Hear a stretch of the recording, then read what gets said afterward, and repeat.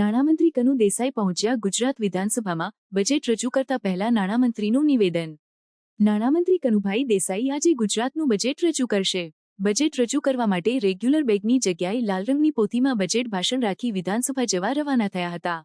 ચાલુ નાણાકીય વર્ષના બજેટમાં અંદાજિત 11% વધારો કરી વર્ષ 2025થી 26ના બજેટનું કદ પોણા 4 લાખ કરોડ આસપાસ રહેવાનો અંદાજ છે। બજેટ રજૂ કરતા પૂર્વ નાણામંત્રીએ કહ્યું હતું કે નારી, અન્નદાતા અને યુવાઓને આગળ લાવવા માટેના પ્રયત્નો આ બજેટમાં કરવામાં આવ્યા છે।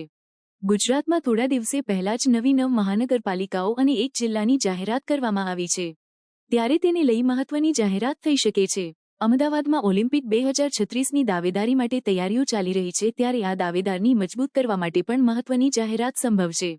બજેટી સત્ર દરમિયાન જ નવા જંત્રી દર લાગુ થવાની શક્યતા છે, ત્યારે જંત્રીને લઈ પણ બજેટમાં મહત્વની જાહેરાત થઈ શકે છે।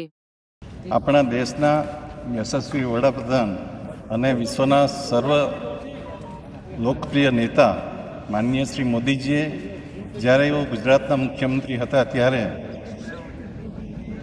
એક વિકાસની રાજનીતિ શરૂ કરીને લોકોના કલ્યાણ માટે અનેકવિધ આયામો કરી ગુજરાતને આખા ભારતનું રોલ મોડેલ બનાવ્યું।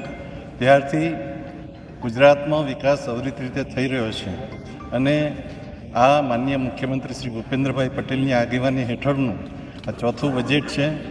એમાં યુવાનો અને સાથે સાથે નારી શક્તિ અને અન્નદાતાઓને વધુમાં વધુ આપણે આગળ લાવી શકીએ એ માટેના પ્રયત્નો કરવામાં આવ્યા છે।